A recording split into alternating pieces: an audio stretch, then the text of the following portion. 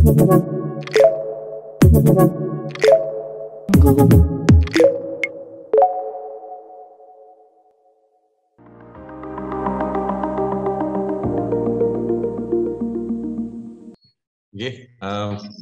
saya izin memulai, Ibu. Ya, selamat sore, salam sejahtera bagi kita semua. Suara saya terdengar jelas, Ibu? Terdengar jelas, Pak. Terima kasih kepada SMA Loyola yang telah mengundang kami untuk bergabung di acara ini. Kami sangat senang sekali karena ini peluang kami untuk mendiseminasikan informasi tentang ISI Yogyakarta, walaupun sebenarnya kami juga SMA Loyola sedang berusaha untuk menjalin kerjasama yang lebih erat dengan penandatangan MOU, dan kemarin Pak Wakil Kepala Sekolah sudah hadir ke sini bertemu dengan pembantu Rektor 1, jadi kami mencoba merumuskan beberapa peluang-peluang kerjasama yang mungkin dilakukan antara kedua institusi. Nah, kami juga terima kasih, hampir setiap tahun kami selalu diundang oleh SMA Loyola untuk berbagi informasi tentang ISI Yogyakarta. Nah, pada kesempatan siang hari ini, saya akan berbagi informasi, nanti akan disampaikan oleh Bapak Tri Purnomo SSN, ya, beliau salah satu subkoordinator di bagian akademik ISI Yogyakarta. Kebetulan beliau ini adalah sarjana seni, Bapak Ibu, sarjana karawitan. Jadi beliau, kalau kami rata-rata kebetulan pegawai itu banyak yang latar belakangnya ilmunya ilmu umum, jadi seperti sarjana ekonomi, kemudian komputer. Nah, Pak Tri ini justru yang luar biasa, saya pikir, karena dia justru akan lebih bisa menyampaikan terkait topik khusus di bidang seni. Maka kesempatan siang hari ini sangat tepat kita memilih beliau untuk menyampaikan presentasi. Mungkin itu pengantar dari kami. Waktu sepenuhnya kami serahkan kepada Bapak Tri Purnomo. Monggo Pak Tri, dipersilahkan.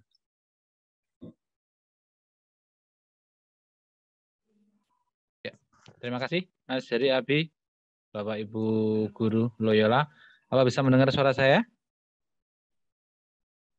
Oke ya, Mas Heri, bisa mendengar suara kami? Bisa, Pak. Bisa jelas, Pak. Silakan, Pak. Perkenalkan, nama saya Tri Purnomo. Tadi sudah disebutkan Pak Heri Abi. Saya di ISI Yogyakarta, berada di subbagian pendidikan dan evaluasi. Menangani bagian pendaftaran, pendidikan, evaluasi, maupun sampai ke mahasiswa lulus atau dinyatakan wisuda begitu. Tadi disinggung sedikit tentang ada yang viral di TikTok. Memang tidak banyak hal yang bisa saya ketahui secara detail tentang aktivitas mahasiswa, namun belakangan ini memang menuju prosesi wisuda yang akan dilaksanakan tanggal 17 September besok, ya, hari Sabtu besok, itu di banyak media sosial yang WhatsApp, terutama WhatsApp grup yang ada di saya, itu sudah banyak mengirim gambar-gambar video latihan, ya, jadi latihan arah-arahan. Jadi kalau arah-arahan di ISI Jakarta itu ada latihannya juga. Jadi mungkin yang penasaran, yang kebetulan besok hari Sabtu ada di Jogja, mungkin bisa berkenan hadir atau berkenan mengunjungi di ISI Jakarta. Akan ada arah-arahan. Jadi ketika mahasiswa itu keluar dari ruang wisuda, itu sudah menurut program studinya masing-masing, sudah akan dijemput oleh adik angkatan untuk diberikan ucapan selamat dan diantar keliling kampusnya masing-masing begitu. Oh, seru ya Pak ya. Oke, saya mulai untuk ini pemaparan pada siang hari ini. Sudah bisa dilihat untuk share screen-nya ya? Bisa Bapak ya. Oke. Dimulai dari pengenalan ISI Yogyakarta. Tadi barangkali ada yang masih belum kenal dengan ISI Yogyakarta. Jadi ISI Yogyakarta ini adalah kepanjangan dari Institut Seni Indonesia Yogyakarta, adalah perguruan tinggi negeri seni yang pertama lahir di Indonesia. Ya. Saat ini akreditasi ISI Yogyakarta berada di peringkat A sejak tahun 2018. Ada 4 fakultas, ada 3 fakultas dan 1 program pascasarjana yang ada di ISI Yogyakarta. Yang pertama adalah Fakultas Seni Pertunjukan, ya. Sesuai namanya, Fakultas Seni Pertunjukan adalah fakultas yang mempelajari atau membidangi semua bidang pertunjukan tentang pementasan, tentang panggung, ya, di sini di Fakultas Seni Pertunjukan ini. Ada 10 program studi yang ada. Yang pertama ada S1 tari, ya. Tentunya yang dipelajari tentang tari, ya, berbagai macam tari. Terus ada S1 seni karawitan, ya, S1 seni karawitan. Terus ada S1 musik, S1 pendidikan musik, S1 penciptaan musik, S1 teater, S1 etnomusikologi, S1 seni pedalangan, S1 pendidikan seni pertunjukan, yang dulu namanya senderatasi, seni drama, tari, dan musik. Ya, dan yang terakhir adalah Diploma 4 penyajian musik. Dalam Fakultas Seni Pertunjukan ini memang ada beberapa nama yang hampir sama atau mempunyai kesamaan, yaitu tentang musik. Ada musik, ada pendidikan musik, ada penciptaan musik, ada penyajian musik, ya. Jadi di ISI Yogyakarta untuk program studi musik ini memang sangat spesifik, ya, spesifik. Artinya dari awal masuk itu sudah harus menentukan instrumen yang dipilih. Jadi ada sekitar 24 instrumen yang ada di ISI Yogyakarta. Misalnya saja saya sebutkan untuk vokal ada 2 macam, ada vokal klasik, ada vokal pop jazz. Itu calon itu sudah harus memilih dari awal, ya. Mau masuk vokal pop jazz atau mau masuk vokal klasik. Demikian juga instrumen yang lain, misalnya gitar, ada nanti gitar elektrik, ada gitar klasik, ya, ada gitar bass, itu harus sesuai pilihannya, harus sudah ada pilihan dari awal. Ada juga tiup macam-macam, dari tiup logam, tiup kayu, ada klarinet, saksofon, brass, tuba, bahkan ya yang besar, ya. Itu harus memilih sedari awal. Dan mohon juga diperhatikan, kan ada musik, ada pendidikan musik, ada penciptaan musik, ada penyajian musik. Masing-masing tentu ada spesifikasi yang khusus. Jadi perlu bisa dibaca lebih detail nanti di deskripsi di web yang ada di Yogyakarta.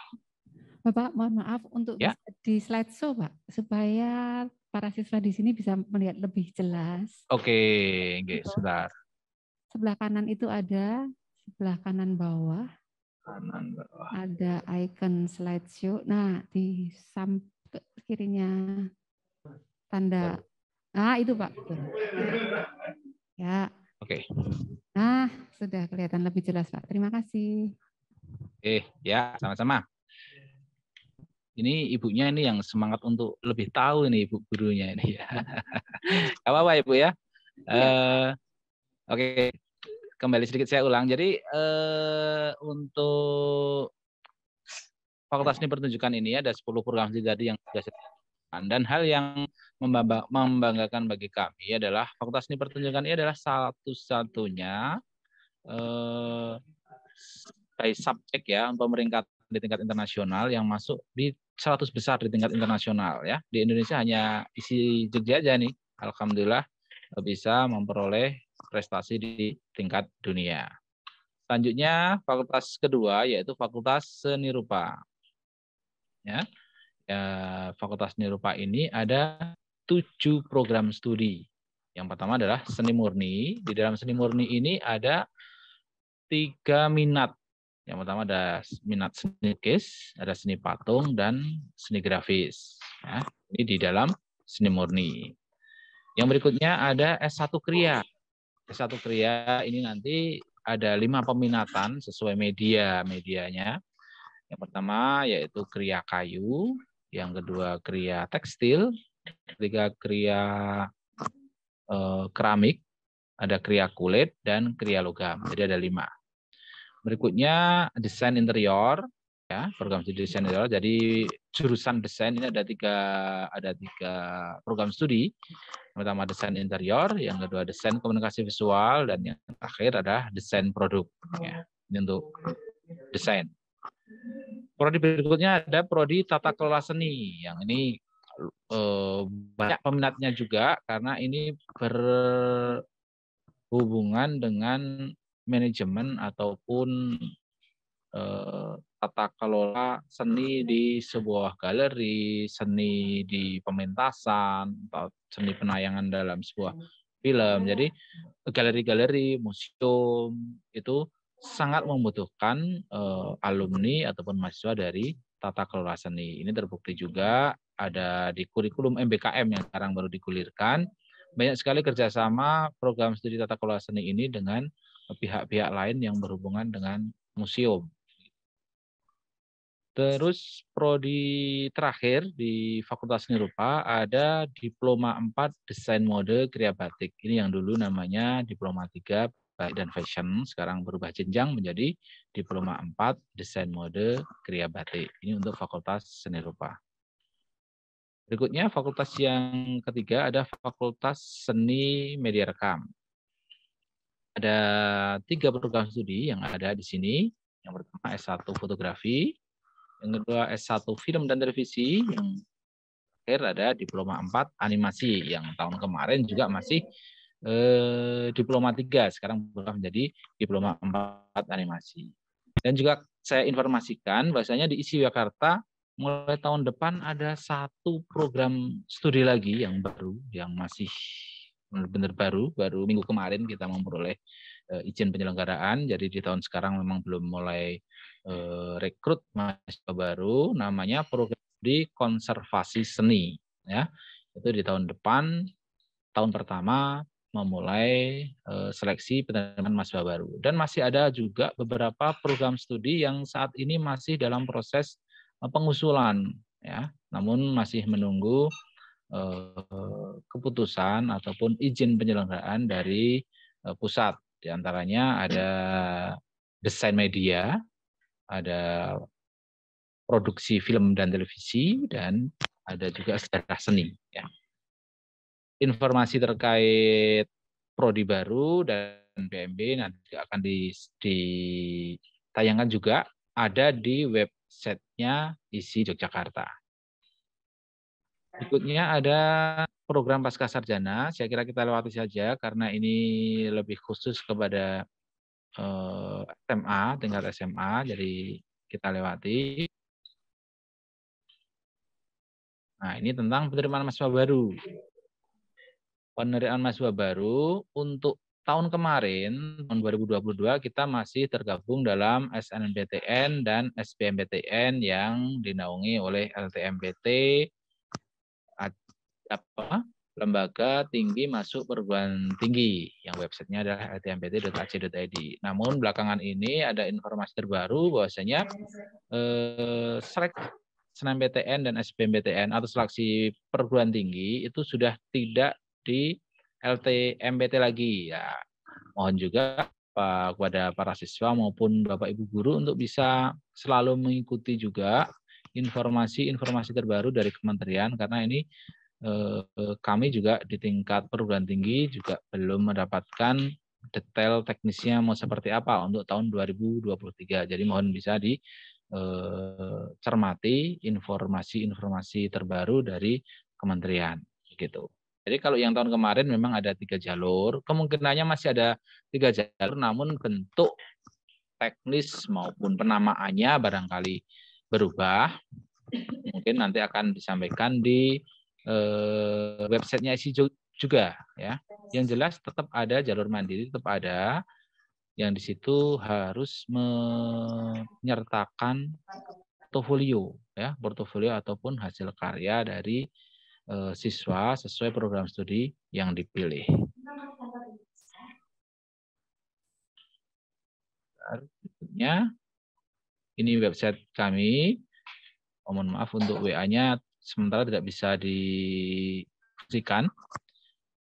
Ada Instagram, ada di YouTube juga, Twitter, dan Facebook. Ya, ini untuk media sosial yang ada di ISI Jogja. Sebagai tambahan informasi, mungkin akan saya sampaikan video, ya. Coba akan kami tayangkan sebuah video untuk menambah juga informasi maupun wawasan bagi para siswa semua.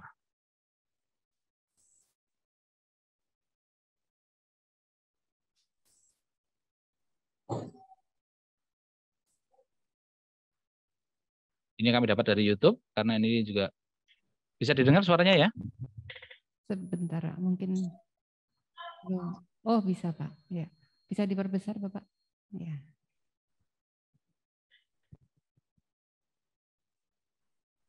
Share audio Pak, mungkin suaranya belum terdengar.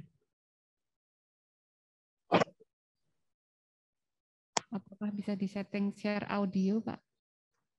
Karena sayang sekali suaranya kalau tidak terdengar. Sepertinya ini ada pertunjukan musiknya ya. Bu, tidak bisa didengar suaranya? Belum Pak, belum terdengar. Barangkali bisa disetting yang share audio Pak. Bentar. Di pojok kiri apa kanan ya Bu ya? Kanan. Stop dulu ya. Ya, bisa diulang Pak. Di bagian pojok kanan bawah itu ada share sound-nya ya. Ya, share sound.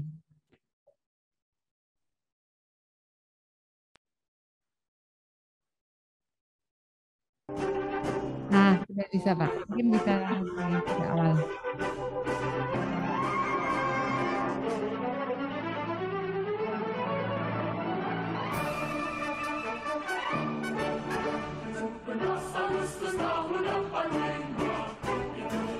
Mungkin tak banyak yang tahu bahwa setiap gelaran peringatan Hari Kemerdekaan Republik Indonesia yang dilaksanakan di Istana Negara Jakarta punya pasukan orkestra.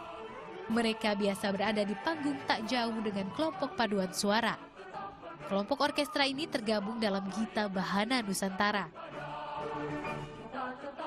Gita Bahana Nusantara GBN ialah kelompok paduan suara dan musik orkestra yang dibawakan putra-putri terbaik perwakilan dari seluruh Nusantara.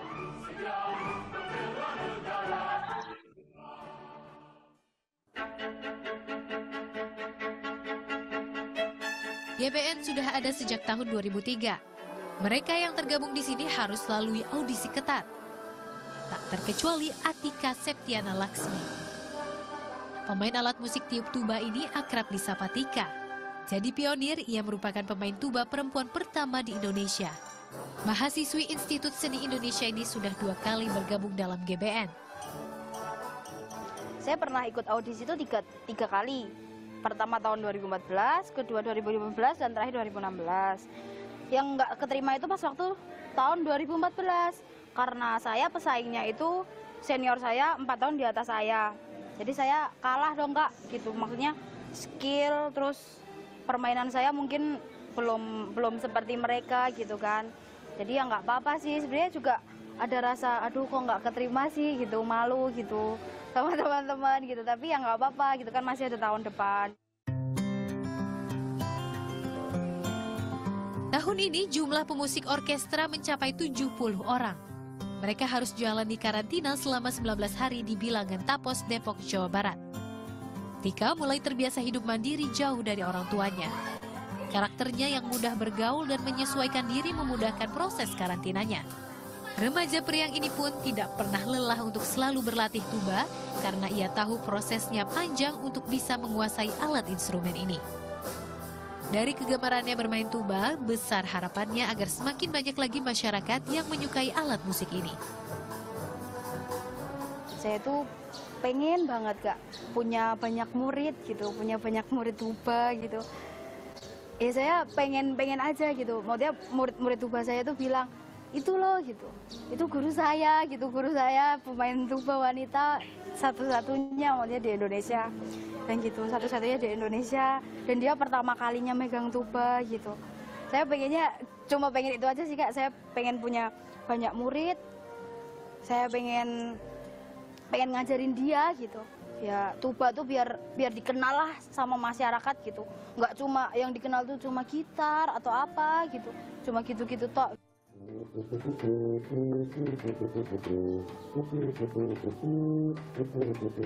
Setiap pagi sebelum memulai latihan gabungan, ia terbiasa berlatih sendirian. Agar saat latihan bersama kelompok, ia terbiasa menyelaraskan melodi dengan alat musik lainnya.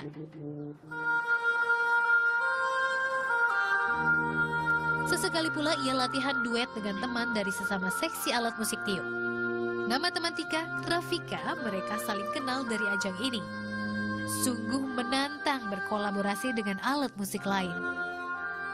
Kita juga waktu itu coba-coba duet bareng juga, jadi seru sih orangnya. Jadi Tika itu baik, ramah, terus juga rambutnya keren.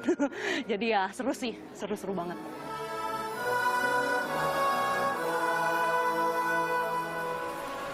Ya, tahun ini GBN menunjuk Purwacaraka sebagai konduktor dan Sarka Kusbini sebagai asisten konduktor yang memimpin tim orkestra juga paduan suara. Bakat Atika yang mumpuni terdeteksi oleh kedua pelatih ini.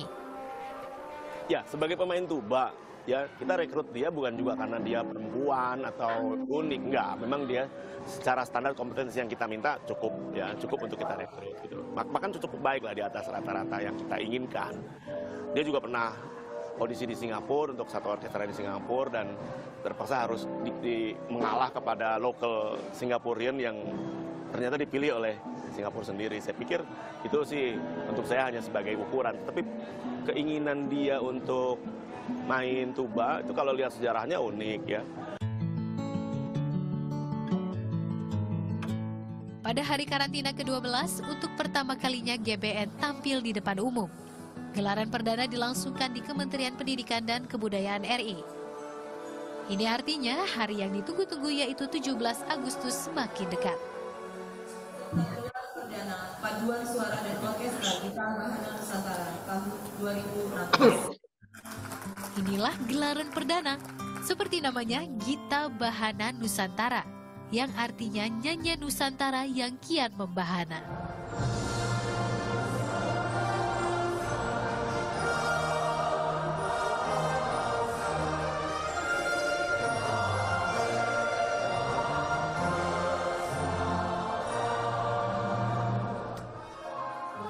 Membawakan lagu-lagu nasional dan medley lagu Nusantara sama seperti tahun-tahun sebelumnya, kekhasan budaya Indonesia ditonjolkan pada pagelaran ini. Pada perayaan kemerdekaan Indonesia yang ke-71 ini, GBN akan menonjolkan kekhasan dari Jawa Barat yaitu permainan alat musik kecapi.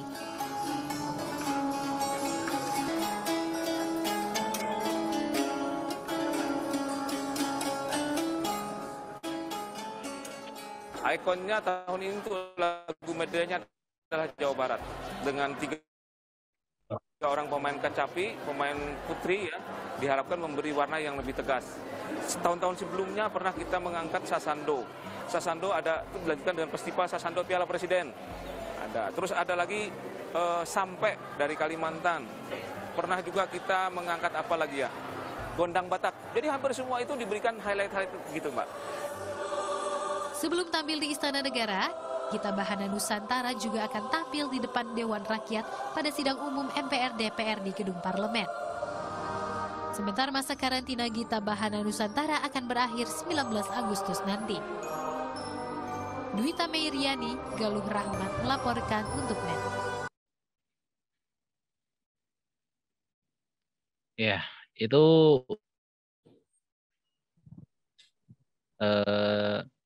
salah satu contoh dari aktivitas maupun prestasi dari mahasiswa. Kebetulan kalau informasi terakhir, Atika ini lanjut studi, karena sudah lulus di S1, sekarang lanjut studi di S2 di ISI Jogja juga.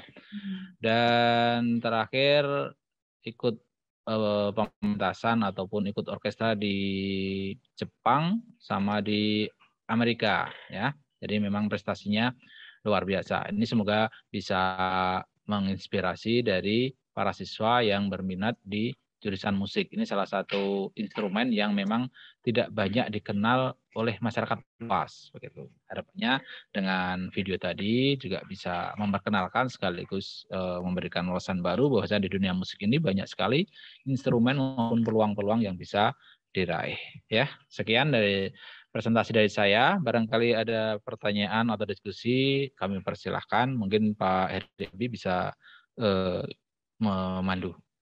Kami kembalikan Pak Heri. Terima kasih Pak Tri. Ya, mungkin ada pertanyaan dari rekan-rekan siswa yang ada di SMA Loyola, atau mungkin ada jika di ruang virtual ini juga ada pertanyaan, monggo bisa disampaikan di kolom chat mungkin. Iya, baik. Terima kasih Pak Tri.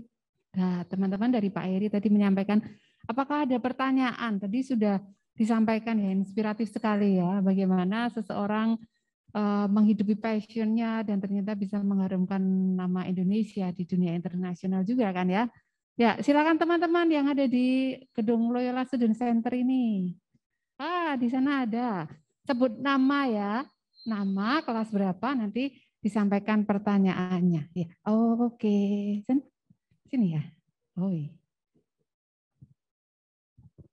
Oke, perkenalkan saya Jessica dari kelas 10E. Saya mau tanya soal prodi musik. Itu ada kayak misal minimalnya nggak ya, standar? Misalnya minimal masuk ke sana itu grade 5 ABRSM gitu-gitu ada nggak ya? Itu yang pertama. Yang kedua, ada beasiswa waktu kita mendaftar atau waktu kita di sana itu ada beasiswa itu enggak ya? Gitu. Itu aja dari saya. Terima kasih. Terima kasih Jessica. Ada 2 pertanyaan. Kita kasih aplaus buat Jessica juga ya sudah bertanya. Oke. Meriah Pak ini Pak ya. Baik. Mungkin bisa dijawab langsung Pak Tri. Tadi ada 2 pertanyaan mengenai apakah ada grade-nya yang pertama untuk masuk ke seni musik, dan kemudian yang kedua apakah ada beasiswanya untuk masuk ke sana. Silakan Pak Tri. Terima kasih. Bagus sekali pertanyaannya. Artinya nih Mbak Jessica ini pasti sudah tahu tentang musik, tentang instrumen, tentunya sudah tahu ya dari materi yang ditanyakan kan. Sedikit saya bercerita, dulu sebelum ISI Yogyakarta ini bergabung di SNMPTN maupun SBMPTN, itu memang dari awal itu sudah ada grade yang disampaikan. Jadi ada minimal grade atau materi yang harus disampaikan, harus dimainkan saat pendaftaran begitu. Namun semenjak ikut bergabung di SNMPTN dan SBMPTN itu tidak ada batas minimal. Artinya di SNMPTN dan SBMPTN itu kan juga nanti harus menyampaikan portofolio.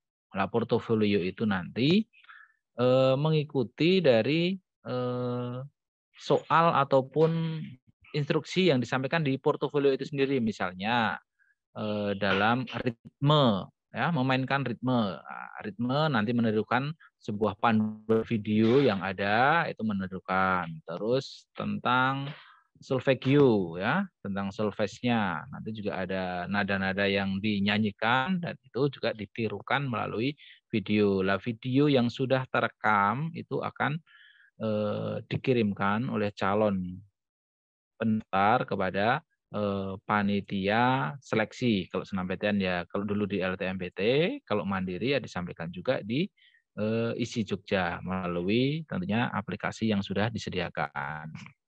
Namun demikian, saat pelaksanaan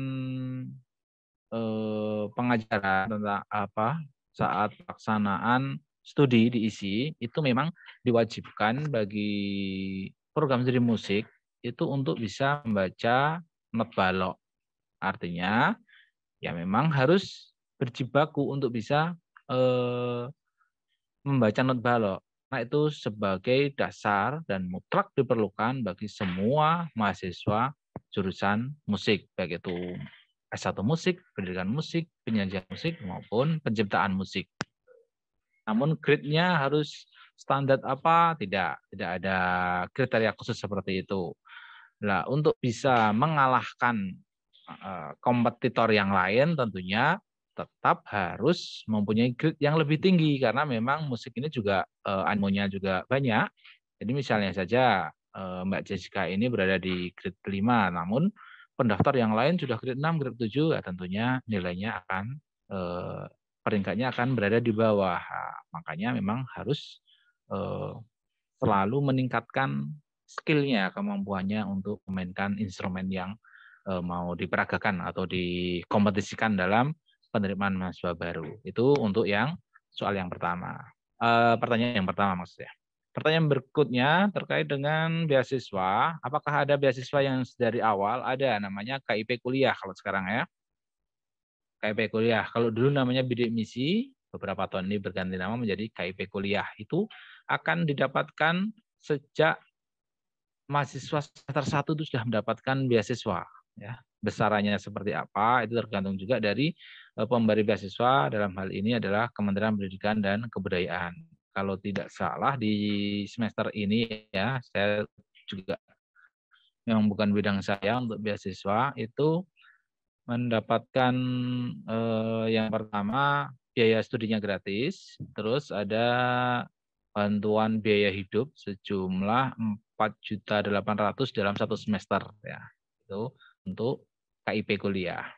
Beasiswa yang lain juga ada, namun dikompetisikan atau bisa mendaftar ketika mahasiswa ini sudah aktif tercatat sebagai mahasiswa di ISI Jogja ya. Ada mahasiswa BNI, ada mahasiswa Jarum ada ya. Namun kuotanya juga tidak selalu sama dari tahun ke tahun ini, tergantung dari ini apa? Kalau kuotanya dan persyaratannya kan relatif meningkat ya. Kalau dulu misalnya IP minimal 2,75, terakhir ini IP atau nilainya minimal 3,00. Jadi harus selalu update juga untuk informasi ini ya. Untuk informasi beasiswa memang di isi ini nanti akan disampaikan atau ada pihak yang secara khusus menangani, yaitu pihak kemahasiswaan. Begitu jawaban saya, Mbak Jessica.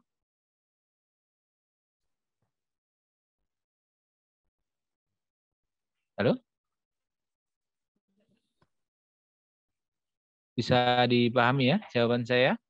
Bisa atau katanya masih... Pak. Tadi sudah mengajukan jempol Pak. Tandanya. Oh ya, ya. Kebetulan dari sini nggak kelihatan jempolnya. Kurang tinggi ya Pak ya jempolnya. Iya. Biasa main ini, main musik ya. Oke teman-teman, apakah ada lagi siapa yang oh ada di sana? Nah ini kelihatan Bu, sudah kelihatan yang mengacungkan ya. ini ya. Ini tangannya naik tinggi Pak tadi mengacungkan tangan. Silakan. Selamat sore Pak, perkenalkan nama saya Jevan dari kelas 11. Saya ingin bertanya, saya tuh sangat tertarik dengan etnomusikologi. Nah, tadi Bapak kan sudah bilang kalau misalnya di dalam mendaftarnya nanti kan ada portofolionya ya Pak. Sementara di SMA Kolosal Loyola sendiri kami punya yang namanya gamelan supra Pak. Nah, gamelan supra itu terhitung dalam musik etnis atau tidak Pak? Karena gamelan supra sendiri itu kan kromatis ya Pak. Kemudian yang kedua, apakah kalau misalnya mengambil etnomusikologi itu harus ada instrumen dasarnya misalnya seperti piano atau gitar atau yang lainnya gitu Pak? Terima kasih.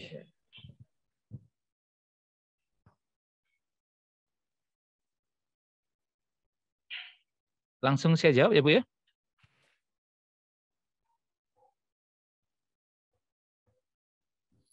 Bisa langsung dijawab Pak pertanyaan tadi ya. silakan.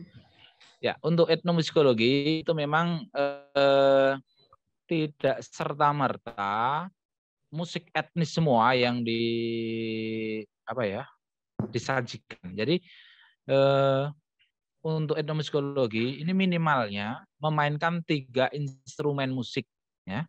Bisa musik etnis maupun musik modern atau musik barat ya. Artinya bisa keduanya, bisa salah satu ataupun keduanya. Tapi tentunya kalau bisa memainkan musik barat dan musik etnis tentunya akan menjadi nilai plus juga ya. Karena namanya juga etnomusikologi, lebih ada kekhususan mempelajari musik-musik etnis. Tapi tidak menutup kemungkinan yang dimainkan itu musik barat saja, misalnya 1 piano, 2 saksofon, 3 gitar misalnya seperti itu. Namun tetap saya anjurkan untuk bisa menyiapkan juga repertoar atau sajian musik yang bersifat etnis ya. Kalau tadi disebutkan gamelan supra ya, saya kurang begitu detail untuk gamelan supra ini seperti apa. Untuk penadaannya, nada gamelan ini hanya media saja atau fisiknya menyerupai gamelan namun hasil suaranya diatonis, atau ini pentatonis namun medianya berbeda. Mungkin sedikit bisa sampaikan, atau mungkin nanti bisa chat secara pribadi barangkali perlu detail informasi begitu. Saya ngikut saja, mau didiskusikan di sini oke, dilanjut di chat juga oke. Permisi Pak, saya mau beri penjelasan bisa Pak? Ya. Kalau gamelan Supra itu gamelan sama Pak, seperti gamelan biasa, ada bonang, ada saron, tapi kita mainnya kromatis Pak. Jadi kalau gamelan Supra itu digabung dengan band Pak, jadi kayak gitu. Ya. Ya bisa aransemennya bisa bersama dengan band gitu Pak. Tapi tetap ada bonang, tetap ada saron, terus ada gong, tapi bentuknya kromatis. Berarti itu juga bisa disebut juga dengan musik etnis juga, karena musik etnis adalah embrionya adalah sistem penadaannya kan seperti itu. Jadi kalau nuansanya masih nuansa gamelan, itu bisa juga disebut sebagai musik etnis. Namun kalau aransemennya bergabung dengan band, artinya kan sebuah kolaborasi begitu. Dan itu juga justru menjadi nilai plus juga kalau sudah bermain aransemen seperti itu. Artinya itu sangat bisa sebagai salah satu portofolio yang disampaikan begitu, Mas Jason. Terima kasih, Pak. Ya, terima kasih kembali. Iya, memang untuk gamelan Supra itu berasal dari Sugio Pranoto, Pak, dulu yang apa namanya ya. Gamelan ini sudah pernah ditampilkan di hadapan Presiden Soekarno pada waktu itu, dan kemudian diberi nama menurut uskup pada waktu itu, Monsinyur Sugio Pranoto, menjadi Supra.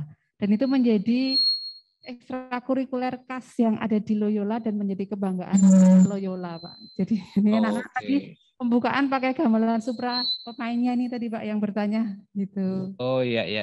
Kebetulan tadi pas pembukaan saya belum bisa join Bu ya. Oh iya Pak, ya, mungkin nanti ke depan bisa kalau pembukaan bisa join dan menyaksikan anak-anak memainkan Supra. Siap, ya Bu. Iya Pak. Oh, kita sedang penjajakan kerjasama Pak Tri dengan SMA Loyola, bagaimana kemudian nanti mungkin dosen-dosen atau mahasiswa bisa mengikuti program Merdeka Belajar untuk pendampingan atau mahasiswa mengajar di sana. Iya. Karena mereka punya gamelan Supra itu. Oh, ya. Bisa. Ya, bagus sekali Pak Iriabi. Iya, terima kasih Pak. Baik teman-teman, ini mendapatkan sambutan yang luar biasa ya dari ISI ya, akan mengadakan MOU dengan kita teman-teman yang minat dengan musik, minat dengan tari, minat dengan seni-seni yang lain, silahkan. Kebanyakan juga dari kami itu di kafe juga banyak Pak yang mendaftarkan ke sana di tahun-tahun yang lalu. Yuk teman-teman, silakan ada pertanyaan. Barangkali Pak Anggit bisa menampilkan di chat. Tadi nampaknya ada yang bertanya. Ya, ini dari Ibu Triana Widi Asih ya. Ya, pertanyaannya adalah, Pak, apakah bisa dibahas prodi desain interior ISI? Lalu keunggulannya dibandingkan dengan perguruan tinggi atau universitas lain apa? Terima kasih. Itu dulu Pak, mungkin bisa dijawab. Ya, kalau dibanding universitas yang lain, saya takut menyebutkan produk lain ya Bu ya. Artinya gini, sebagai apa ya, materi saja, desain interior di ISI Jakarta terakreditasi dengan nilai unggul, ya, dengan nilai unggul. Artinya tidak banyak dari prodi interior di kampus-kampus lain yang mempunyai nilai unggul. Jadi suatu keunggulan bagi kami karena bernilai itu unggul. Itu yang pertama. Terus yang kedua, keberadaan kampus ISI Jakarta di Jogja ini adalah suatu suatu iklim pembelajaran yang relatif lengkap dalam arti dari sisi kultur, sisi akademis kan didapat sekali di Jogja. Dari segi kultur misalnya yang berkaitan dengan interior, banyak sekali bangunan-bangunan di Jogja ini yang masih bisa dinikmati atau bisa dilihat peninggalan zaman era lama ya, baik itu pendopo misalnya, karena interior ini sangat berkaitan dengan dunia-dunia mebel, dunia bangunan, dan interior itu sendiri. Ya, itu salah satu keunggulan desain interior di Jogja, karena iklim di Jogja ini memang sangat membantu bagi para mahasiswa ini untuk bisa tahu secara detail tentang dunia interior. Kalau spesifikasi sendiri tentang desain interior, itu adalah jurusan yang pelajari tentang desain interior, bukan hanya sekedar desain interior ruangan saja, tapi juga desain-desain ruang publik. Misalnya saja kalau yang marak itu memang misalnya hotel ya, banyak sekali hotel-hotel yang mempunyai tata ruang yang beraneka ragam kalau sekarang ya, tergantung tema si hotel itu sendiri. Juga banyak sekali sekarang sudah mulai ada pameran misalnya ya, ada pameran gadget, pameran komputer, itu layout ataupun stand-standnya itu juga hasil karya dari anak-anak desain interior ya. Mereka nyambi istilahnya kalau di Jogja ya, punya sampingan untuk ngejob pembuatan sebuah stand-stand pameran, sebuah stand pertunjukan juga gitu. Itu untuk keunggulan maupun sedikit profil dari desain interior. Untuk alumninya banyak juga yang bekerja bukan hanya di Jogja saja, namun di tingkat nasional di perusahaan-perusahaan interior, juga banyak yang bekerja di luar negeri ya. Sejauh ini yang kami tidak bisa mengecek satu persatu dari alumni, namun kalau banyak bercerita dari mahasiswa ini banyak juga yang ada di Timur Tengah, malah banyak untuk desain interior yang ada di sana, ada juga di beberapa negara di Eropa. Namun karena sifatnya kalau interior ini kan job ya, job. Jadi tidak job yang lebih pada apa ya, proyek begitu ya. Jadi tidak menetap di sana. Jadi lebih ke wirawiri, kadang di Singapura, kadang di ini, kadang balik lagi ke Indonesia dan seterusnya. Begitu untuk informasi desain interior. Semoga bisa sedikit memberi pencerahan. Begitu, Bu. Oke, terima kasih, Pak. Ini masih ada satu lagi pertanyaan di ruang virtual kita. Bisa dibuka, Pak Anggit? Iya. Pak, ini dari Ibu Yuliani, dari umum ya, ini dari luar Loyola. Selamat sore, Pak. Mau bertanya, apa bedanya Prodi S1 Musik, Pendidikan Musik, dan Penciptaan Musik? Itu yang pertama. Dan kemudian persyaratan untuk audisi masuknya bagaimana? Jadi ada dua pertanyaan ya, Pak. Monggo, silakan, Pak. Ya, memang tadi sedikit sudah saya sampaikan ya. Memang mirip-mirip, cuman harus detail ya. Ada musik, ada pendidikan musik, penciptaan musik, ada satu lagi penyajian musik ya. Jadi ini masih kurang, penyajian belum disebut. Penyajian belum disebut ya. Perbedaannya yang pertama untuk musik dulu ya. Artinya kalau tidak semua instrumen, tadi saya sebutkan 24 instrumen yang ada diisi, itu memang tidak semua prodi musik itu ada. Misalnya saja untuk gitar atau ya misalnya gitar pop jazz itu hanya dimiliki beberapa prodi saja, misalnya di penyajian sama penciptaan, namun di pendidikan dan musik itu tidak ada. Gitu. Jadi memang kalau perbedaannya memang beberapa instrumen pilihannya itu berbeda dan konsentrasinya juga berbeda. Kalau musik itu memang lebih kepada musikologinya, ilmu musiknya. Namun kalau pendidikan musik itu lebih pada musik pendidikan ya. Kalau penciptaan sendiri jelas itu kedepannya itu menjadi seorang komposer. Komposer bukan dalam arti komposer lagu saja, bukan hanya sekedar pencipta lagu saja, karena sekarang tren sekali pencipta ilustrasi musik, misalnya ilustrasi iklan, ya itu kan juga butuh musik. Bayangkan tadi ada satu video saya yang tidak ada musiknya saja sudah tidak enak didengar ya. Nah sama itu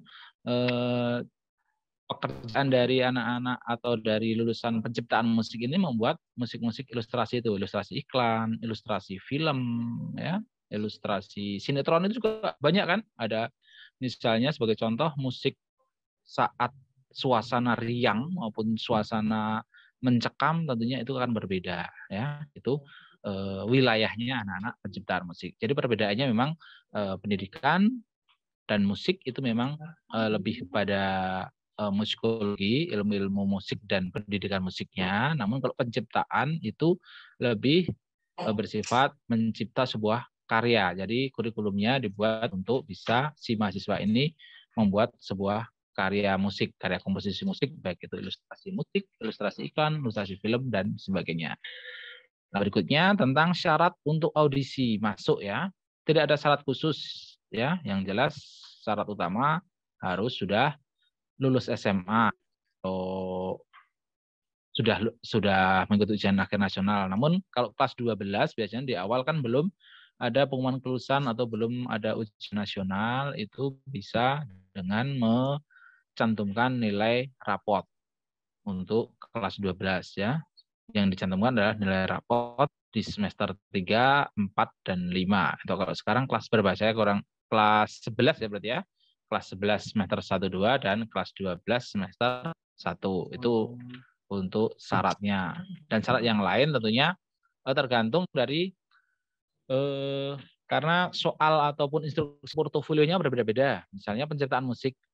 Penciptaan musik itu bisa menyajikan sebuah komposisi atau karya musiknya. Itu bisa.